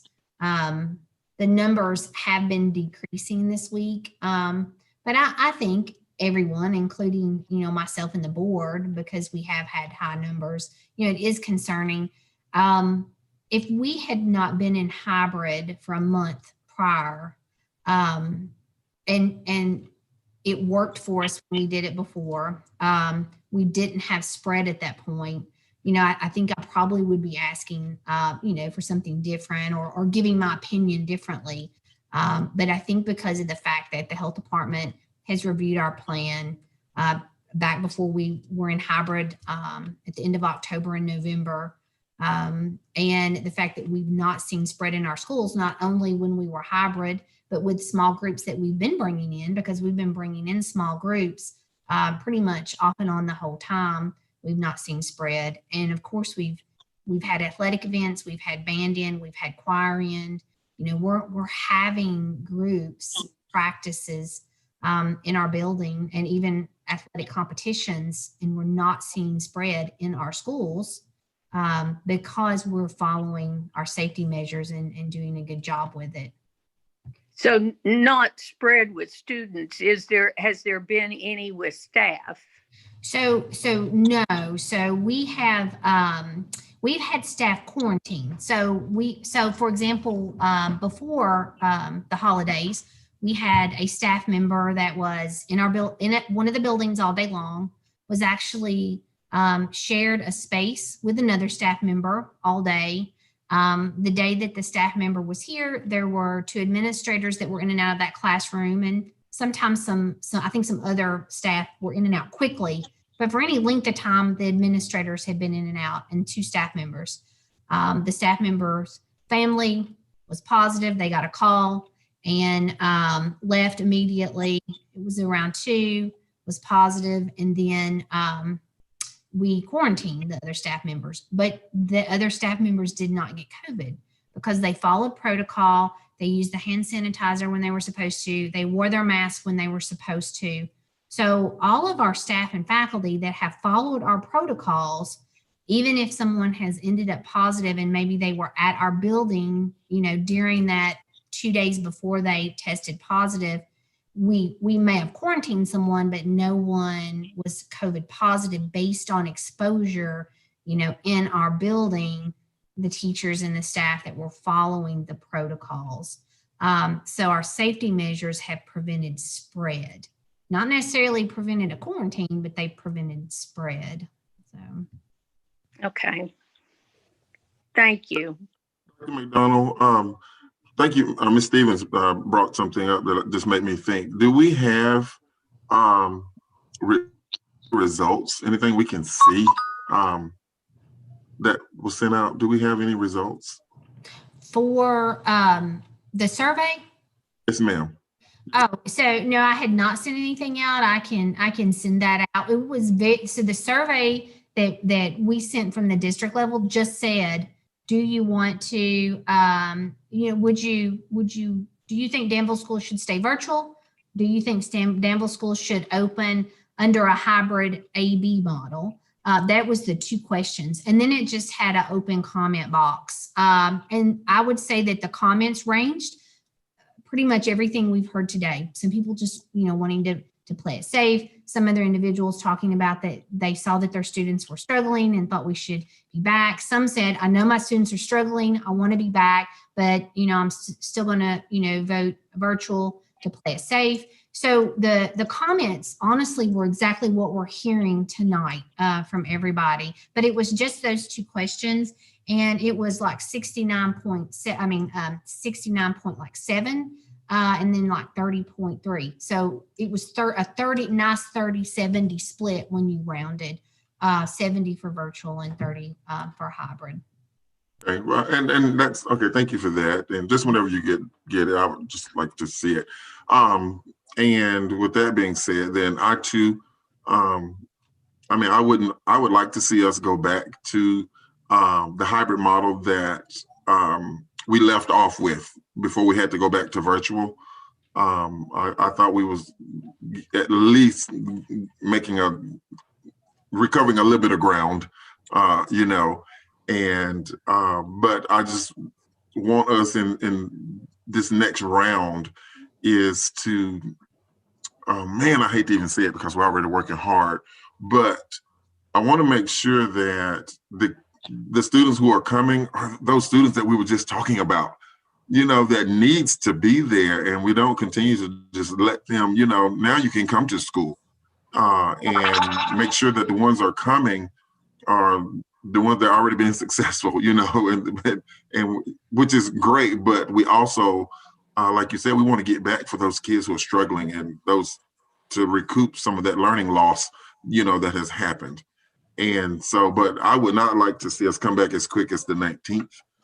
I could at least say the 25th, to give our teachers, just a little, even though they may have known, hey, we're going back, but let's give them a little window, to kind of prepare, to say, okay, hey, let's get ready to kind of pick up where we left off. Well, and I do agree with that. One component of all this that we seem to be glossing over is that the main thing I'm hearing is that parents are having a very difficult time, even as of today, trying to figure out what they're going to do to take care of their children. So they're either going to be at home doing virtual, which that makes it easy. They've elected to do that. Or now the kids that are going to come for hybrid, then that's a whole nother situation for our parents. So I personally would agree with Mr. Stanfield as far as the starting of hybrid on the 25th. But I also think that we as a board and as central office is that needs to be communicated to high heaven, and that we stick to that. So even if we have horrible numbers for some reason, that we have got to commit to our parents and stakeholders that that's the day we're going to start. This is the program. and let's move on. We've got to get these kids back in the classroom as much as possible. I agree too that maybe we need to start looking at our kids that are failing and prioritize and try to figure out how we're going to get them into the buildings. And maybe it's going to be something a little different. I'm not sure how that's going to look, but I think right now we can't wait. We can't wait another month. We've got to get these kids back on board, and we've got to make sure they're going to get the attention they need. And if that means we got to get them in the building, let's get them into the buildings. So I'm just asking you all as administrators, teachers, and I know you all have been struggling with this, that this is not Danville, that this is the entire state of Kentucky. Talking to all my friends all over the state about their struggles, their biggest struggle is exactly what we're going through. The failure rates are up, and it's in every district. So I think we can make this commitment. We can get the hybrid model started on the 25th. We let our staff and parents know, hopefully tonight, and that we move on, and that somehow, and I know Mrs. Satterley, you guys have worked so hard, and I know that your team are so dedicated, and I just hate to even ask for something more, but if we can figure out some kind of model to get these kids into the building that are failing, if we can save those kids, half of those kids, then we've done our jobs. And so I really want you all to make that a priority. Well, I'll go ahead and tell you that your administrators in your buildings are already talking about it. So it's nothing they're not already thinking about and considering, and ways to get those students in the building more in small groups. They're already thinking about that. Yeah, we've had several conversations over the last week as a group of administrators that when we are able to come back under hybrid, reaching out one-on-one, not just, so the surveys did go out to parents from the schools to gauge numbers so the schools could plan, but definitely we've been talking about reaching out one-on-one to any student that's failing to really try to see if we can get them to choose hybrid instead of virtual. So I can comment on those numbers a little bit, Dr. McDonald. If you look at Hogsett and Tolliver, you're looking at about 80-20. 80 want to come to school, 20 want to stay home. And then Bates numbers look pretty good too. And then the high school kind of drops off a little bit, of course, because we know that some of high school students prefer that learning environment a little bit more. I think when I looked at it Monday, it was out of 533 students. This is crazy that I'm going to recall this, so just be ready. Out of 533 students, 402 had filled out the survey, and 117 were planning on coming back. And I'm sure that there's more today, because that was a day and a half ago when I looked at it. But the percentage of wanting to come back in families at the elementary and middle level are pretty high. So let me ask you something. Okay. What day of the week is the 25th? it's a Monday. It's a Monday. It's the next Monday. Okay. Yeah, a week and a half away. For you all's information, I'm a vet, and I know you may have some vets and staff and faculty, but the VA is going to be doing some testing, giving out shots on Saturday, Sunday, and Monday. Yeah, on a federal holiday, they're going to give our shots at Cooper Drive, and I'm going in Saturday morning. So I want to let you know that, get that out to your people there to get those shots for vets who may be on staff or faculty, and they will be available Saturday, Sunday, and Monday. Thank you. We can do that. Can we come to an agreement that we focus in on the 25th? We're committed to that date. This will also give our parents and folks at home some time to get their act together as far as taking care of their kids and also themselves. If we can agree on that, I think it'd be great to start the hybrid.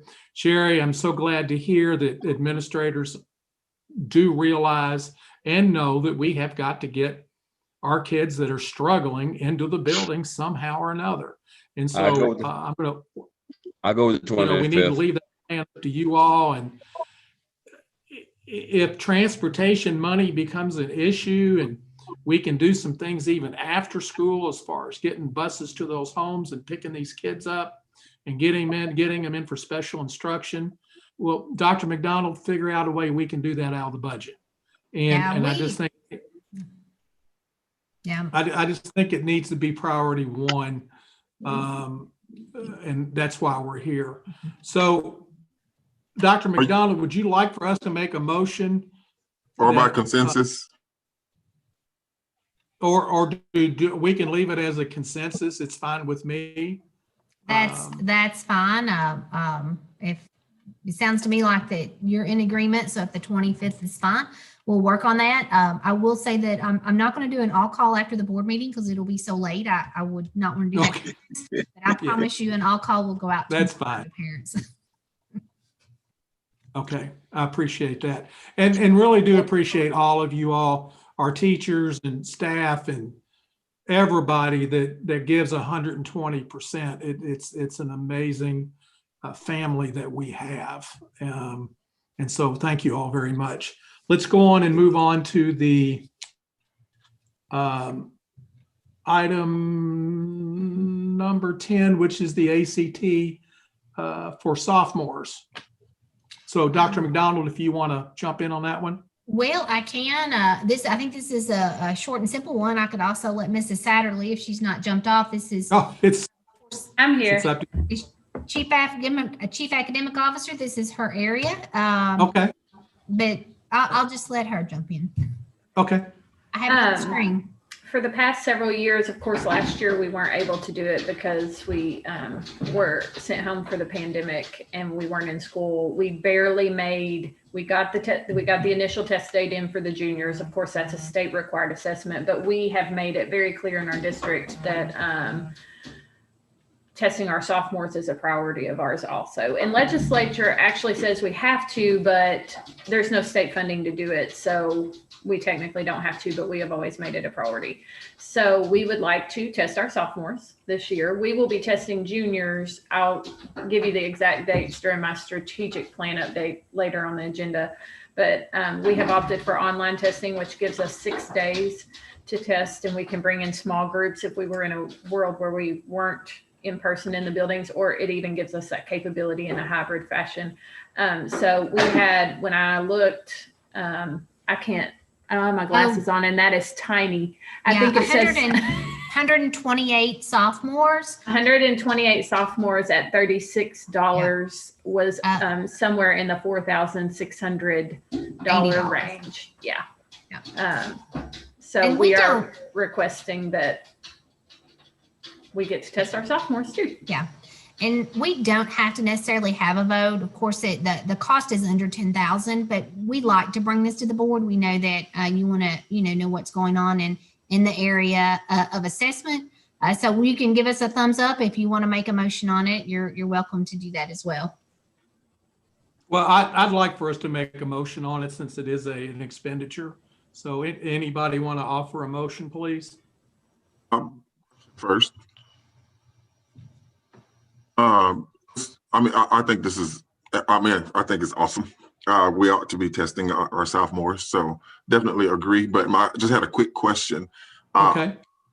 Is there any way that we can also start to give this same kind of focus that we're doing with the ACT? Can we give the same focus to industry certifications for our students who are under that umbrella as well, to see if we can increase that avenue as well? So those kids who are going to go directly into the workforce, so that to make sure that we put some energy behind them as well. We've actually had a fairly significant increase in that area over the last 2 years. Mr. Elmore has been at the school, a large increase. So we will get you the numbers on that. Get a little short summary of what we've done. I think that would be good information for the board. We can Thank even you. bring that next Tuesday to the board. Yeah, Thank that you. would be great. But- if You could have it. Okay, well, thank you very much, Dr. McDonald. I appreciate that, you and Ms. Adderley. I would like to offer the motion that we accept the ACT sophomore request. Second. Okay, we have a motion second to accept the ACT sophomore request, approximately $4,680. And realizing that we know that could fluctuate up or down. All those that want to approve the motion, say aye. Aye. Aye. All those opposed? Seeing there are none, the motion passes. Thank you, Mrs. Satterley. Greatly appreciate it. Okay, let's move on to the data and hiring needs. Is that you too, Mrs. Satterley? Well, no, that was, she's probably smiling and shaking her head saying, yeah, what? So I'm sharing a little kind of summary chart that I created for the board. This is not something that's been shared with the board since I've been here. This is something that we looked at kind of last year as a group at the central office, but didn't necessarily share it out. But this is something that I just thought the board would be interested in. I thought it was important that you saw this information. We had, when we updated our strategic plan, we put in the strategic plan that we would bring this information to the board every January as well. And so, of course, you can see the numbers, but I want to make some kind of clarifications on what you're looking at. So, and I'm sorry that for me, the screen's to the side. So if I'm going to have to look to the side, but as you can see, we have our total number of employees across the top. We break it out by certified and classified, and then we say attrition without retirees. So what we looked at here is we pulled anybody that left the district that was not retiring. So somebody that chose to go to another district, maybe somebody chose to leave the education profession and they went and got a job in another industry. But those folks that left us that were not retiring and then just left Danville schools. And so that's the attrition rate that we're talking about in this top chart here. You can see out of our total number of employees, our attrition was 8.5%. That's actually not really bad if you look at national and state norms for that, although we would love to see that much smaller anyway. And then we break that down by certified and classified, and you can see they both hover right there at 8.5% or so. Then we go and we break that down by each school. So you're getting the same information. When you have small numbers in a small district, one person that leaves the district can jump that percentage. As you notice, like for example, if you look at Bate, it's our smallest school. So we had 7 teachers leave Tolliver and 7 leave Bate, but it's a huge when you look at it percentage wise, because one number will shift your numbers considerably.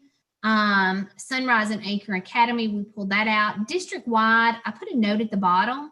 That includes our bus drivers, bus monitors, all of our OTPT, part of our speech therapists. Some of those are actually dedicated to a school, so it's only part of the speech therapist, gifted data, our SPED facilitators, all of our maintenance crew, grounds crew, and our network specialists, our technology support. And so that's what's kind of in that larger 39.7 district-wide. Cafeteria, some of our cafeteria staff, some of the cafeteria staff is designated to one school. So there's that. And then I've already explained that all the above data does not include retirees. The one thing I want to point out is when you look at the attrition rate on the state report card for the state and for Danville schools, it has really high percentages for attrition. And I put that at the bottom of the page here. So the state report card for this past year says that Danville schools attrition rate's 21.1%. And the statewide rate is 18.2. That number, it includes retirees, but it also includes anybody that moves from one school to the next. So if we have a second grade teacher that moves from Tolliver to Hogsett to teach first grade, they show as an exiting teacher. It shows as part of our attrition rate at the state level. When you do have a district that is small and close knit, and our schools are so close to each other, we could see movement across our schools more so than maybe a larger landmass county. They may, teachers and educators and employees may live in their little communities out in counties, and they may not change schools. We're all one close, our entire district, a tight family. And so we might see a teacher move from the high school to Bate or vice versa. That actually counts against us when you look at the state attrition rate. So not anything to do with the information. This is just informational. It's just something that we look at when we're thinking about moving into the hiring season across the spring. Any questions about this information? This literally was just an FYI. I think it's great information to have. Is there any way that the state could become aware of how teachers transfer from one school to another within the same district? Well, I know it's probably, Mr. Becker. oh, I knew I was bringing up a can of worms. Well, last year, if you looked at last year's, last year, because it's a year behind, last year's school report card had our teacher turnover rate at 66%. Yeah. Because we closed 3 schools and opened 2 new ones, and they have new school numbers. So every single elementary school teacher counted as turnover for us. And that's a battle I tried to fight, and I didn't win. I'm so sorry, Mrs. Satterley. I knew I was going to bring up something I know you guys encountered. But I think it's important that maybe one of the cohorts or something, I think that the state needs to be aware of that, because it isn't just little independent school districts, even your larger districts where teachers transfer all the time. So it's because it's not true numbers. So when you get some time, maybe it can be worked on, but maybe KASA could help or KSBA could help. I just think it'd be worth the effort at some point. Yeah. I could understand the data including retirees, because when someone retires, you're bringing in somebody new to your district, and you have that learning curve. They're learning the district. It may be a new teacher, and we know that it takes a few years to teachers, to really hit that high level of effectiveness when they're new and they're learning. And I understand including retirees. I struggle a little bit when you're keeping that effective teacher in your district. They're just moving buildings. I don't agree with that piece. So. Did they give you a reason for counting it that way? Mrs. Satterley, when you had that argument last year, how did you get any? Did they explain the thinking that went with that? Not really the thinking. It was technically because when we did close Hogsett, Tolliver, and Jenny Rogers elementary schools and reopened the primary and the intermediate center, they got new school numbers. If that, so because they have different names and they had different grade levels, we technically closed 3 schools, even though we were consolidating, and opened 2 brand new ones. And that was really the only explanation I got. Another thing that counts is when a teacher moves up. Yeah, like if a teacher was in the classroom and they went to be an instructional coach or an assistant principal, that also counts as an exiting teacher and against us on the state numbers as well, even though we're still retaining that high quality educator and they're providing to our district. So, yeah. Well, it's great information. I'm so sorry about the struggle to try to get the numbers justified, but maybe it's something that it can get worked on down the road. This is really good information, Dr. McDonald. I really appreciate it. Thank you so much. You're welcome. Does any other board members have any comments on that? Okay, seeing there are none, let's go to the recruitment plan. Okay, so the recruitment plan was attached in e-meeting. I know e-meeting has had trouble we've had trouble logging in the last couple of days, so you may not have had time to read the recruitment plan. So as you review that this week, feel free to reach out and call me if you have additional questions. But I'm going to just kind of go through this quickly and let you read it at length as you have time. But at the bottom, I know it's kind of covered up, but basically there's a little introduction of how we are really putting a heavy focus on recruiting teachers, especially minority teachers, and then also teachers of hard to staff areas like special education, mathematics, science, those areas. And of course, we've always went to job fairs. It posed a little bit of a challenge during COVID because the job fairs are going to be virtual. We have signed up for every one that we're able to. And so the number one on our list here is the job fairs. And going on to the page 2, you'll see dates of the ones that we're already signed up for and that we'll be attending. Part 2 is just updating some of our current materials.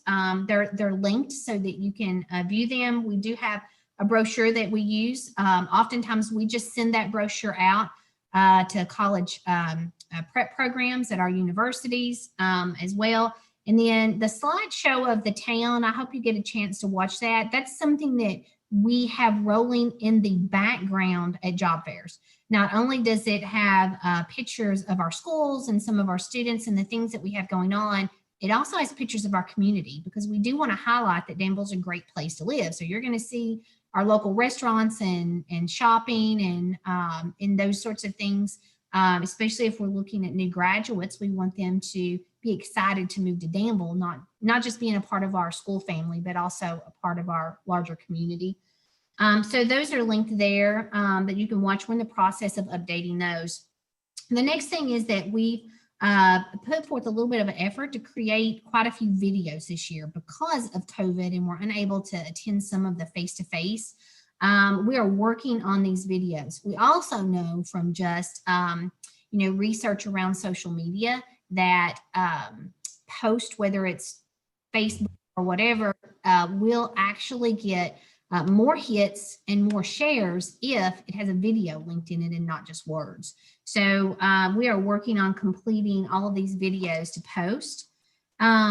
We also are going to start posting our positions on multiple websites, not just our school website and the state link for job postings. We've had in the past posted hard to staff positions on Indeed, but we're also doing a site called Handshake, which is through universities, and then also HERC, which is Higher Education Recruitment Consortium. And so we're working a lot with that group as well. And so those are just, we're going to start posting multiple places when that'll be new this year. We're also creating a Google Gallery with photographs. I'm going to link that in multiple places. So if I'm, interested in Danville schools, I can literally just start scrolling through a gallery of hundreds and hundreds of photographs of students and staff and the activities and events and stuff that we have.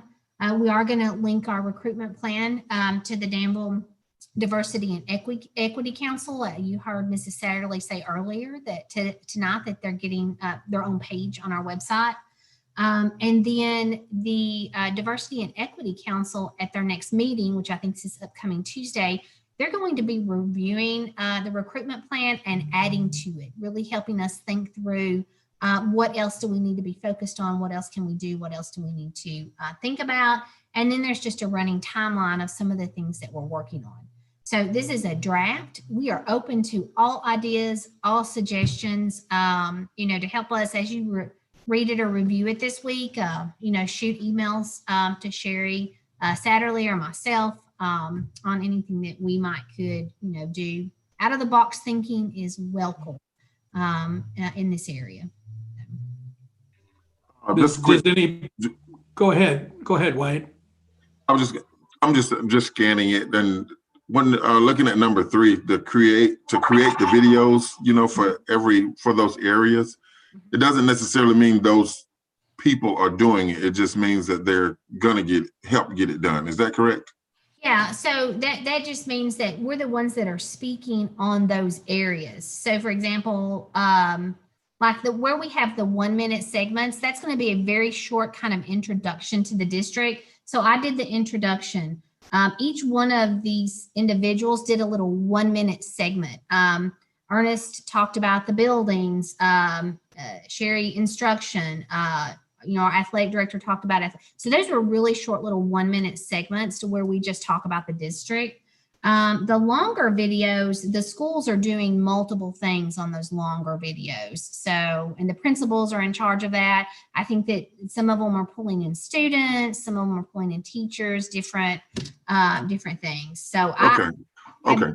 I just looked at it because I was just looking at, from my diversity lens, just to look at that. And beyond Ernest, I mean, that's the only component that we have, for the first part of the video that, I mean, nobody else would, look different than Ernest. So that's the only, I'm just looking at it from that standpoint. Yes, and I definitely agree with you and have thought about that as well. The schools should be pulling in pieces there, and then thinking about our brochure and our photo gallery, making sure that really reflects the lens of the district. One of the intro there, we were just getting the people that did those specific jobs. Okay, like Dr. McDonald said, that any of the board that has suggestions or any kind of recommendations or, a desire to say that, I can attend a recruiting thing or whatever it might be, just shoot those to Mrs. Satterley or Dr. McDonald. And so far it looks pretty good. Appreciate your all's work on that. Realizing it is a draft, so it is a living document at this point. So let's go on and move to the fundraiser, which we only have one, which is from the band. It looks like they want to raise money for vehicle and liability insurance. It's actually the band booster, so Okay. the booster club, and I think that they are the boosters. They do this, I think, every year. And it's a donation site, but I think it's a well-known donation site. So this is fairly normal for them. All right. I think we need to go on and do an approval on this today because they want to get started on it as soon as possible. So do we have a motion, please? I'll make the motion. Okay. Do we have a second? Second. Okay, we have a motion and a second for approval of the Band Booster fundraiser. All those in favor of the fundraiser say aye. Aye. Aye. All those opposed, seeing there are none, the motion carries. Thank you all. Let's get to one thing that's important that we do talk about is and also Vince, I'm glad you've hung in here with us, is the surplus property, which of course we're talking about Jenny Rogers. I just want to bring up at this point, are we still in need of any kind of approvals from KDE?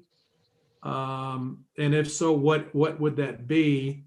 And then are there any projection dates on we can actually get this property on the market? Good evening, everyone. So the proposed board order is on, probably you can all see it on the share screen.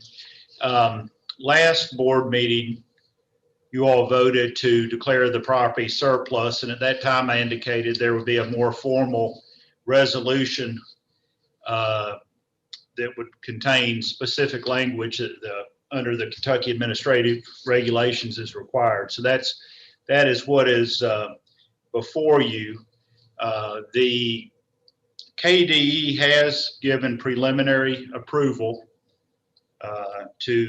for the board to sell this property. And so the process is I would envision it after this, if the board adopts this resolution tonight, I would anticipate probably within 7 to 10 days, we would be ready to advertise a request for proposals for sealed bids. That would probably be open for typically 3 weeks. And at that time, the board would be in a position to open the bids and award a bid. Now, at that time, once that's awarded, then the KDE will still have to make final approval, but at that step, I would anticipate that would be more of a formality because they are aware of this process and have given the preliminary approval. So, you know, that might, in response to Mr. Becker's question, that might, in terms of a time frame, you know, if this is advertised, let's say in the next 7 to 10 days, and you keep it open for 3 weeks, you know, you may be talking about mid-February toward the end of February, when the board would be ready to award a bid. And I wanted to point out as well, when the board discussed this, I believe at its November meeting in a very sort of preliminary fashion, because at that time we did not have the state approval to go ahead. The board indicated at that time that it favored selling the property by sealed bids. And I think we discussed the fact there are 3 ways to do it. Sealed bids are one of the 3. And the board at that time indicated that was its preference. And I've drafted this resolution in accordance with that. You'll see in the second numbered paragraph, the board would indicate, you know, authorize and indicate Dr. McDonald to publish the request for sealed bids. So this really is formalizing the surplus of the property and directing that it be sold by sealed bids. Okay, Vince, so- can I ask? Sure. I'm sorry. Can I ask on the sealed bids?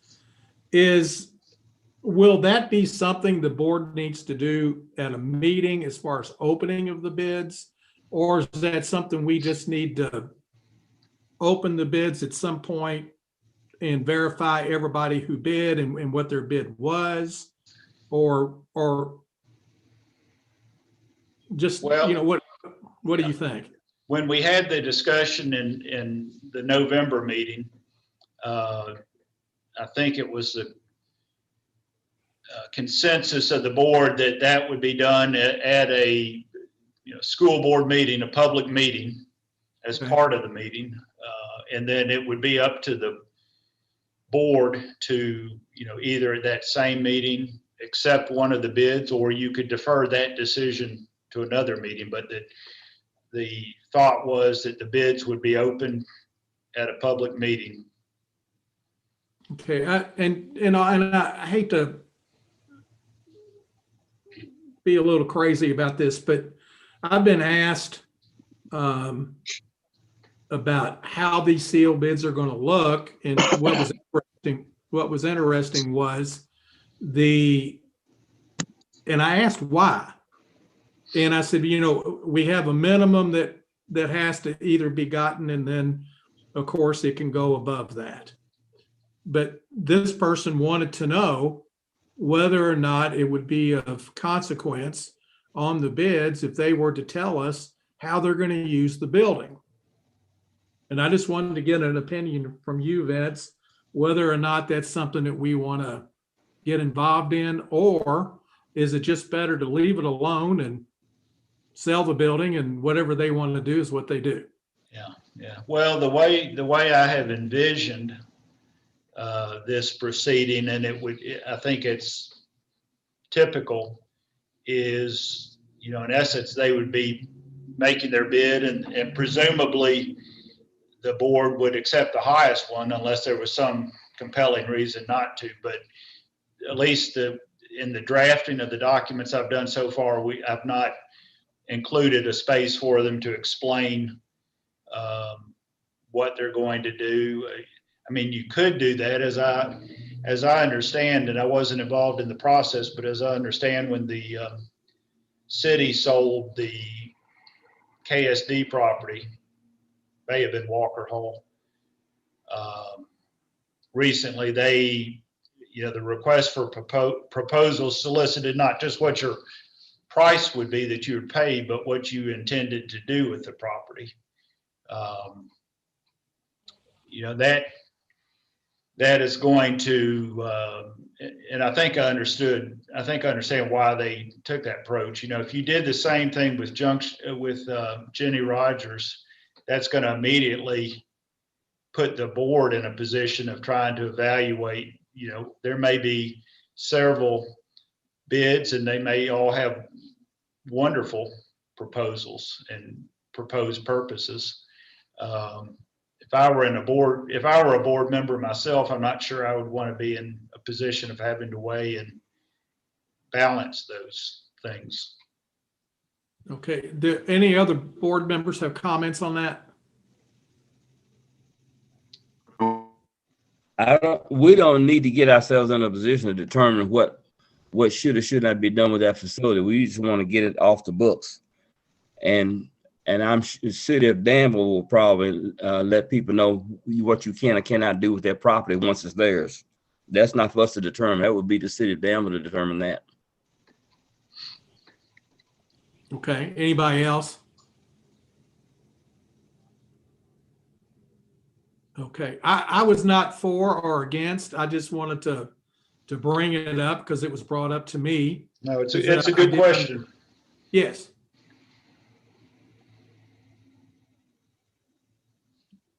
Go ahead, Vince. No, I was just acknowledging that it's a good question and a fair point. Okay, but if it's the wishes of the board not to get involved with an explanation of the usage of the building, that is perfectly fine with me. But I did want to bring it up, whether that kind of criteria was necessary. So I'm getting the feeling from the board, or lack of comment, that maybe it's not something we want to delve into. Am I getting? I would agree. I agree. Yes, I agree. we don't want to get into that bailiwick. No, sir. Okay. All right. Well, then let's move on and approve this resolution so we can get Dr. McDonald and Vince getting this thing ready to go. So we need a motion, please. I'll make a motion that we approve this resolution that's been brought to us by our board attorney. Can we need a second? Second. So we have a motion and a second to approve the resolution of the sale of the property as submitted from our board attorney. All those in favor of the resolution say aye. Aye. Aye. All those opposed, seeing there are none, the motion carries. Vince, thank you very much for this. Thank you. And let us proceed on. We will. Okay, thank you so much. Dr. McDonald, I'm going to ask a favor. This meeting has gone quite long, and I'm going to ask if we can have your strategic plan update at next week's meeting. That will be perfectly fine. Not a problem. Okay. So now we need a motion to adjourn. I'll make I'll make the motion. Second. Okay, looks like we have a motion in probably 5 or 6 seconds. Yes. All those in favor of adjourning the meeting, say aye. Aye. Aye. Any opposed? Seeing there are none, motion passes. Thank you all very, very much. I know it was long. We got a lot of things covered today. Let me say something, Steve. And Paige, Let me say welcome something. to our nightmare. Thank Yes, you sir. all for your support and condolences for me and my family. I'll be out of state between the 21st and the 24th, taking care of wrapping up things in Florida. Well, Glenn, you're a very special member of this board, and of course we appreciate you. And Barbara was a wonderful lady, and wow, I just anything that you need from us, you know that we're here to support. Absolutely. I She'll be want all missed. you all to get on the. Glenn made a donation in Barbara's honor to the new museum down there on is it 3rd Street?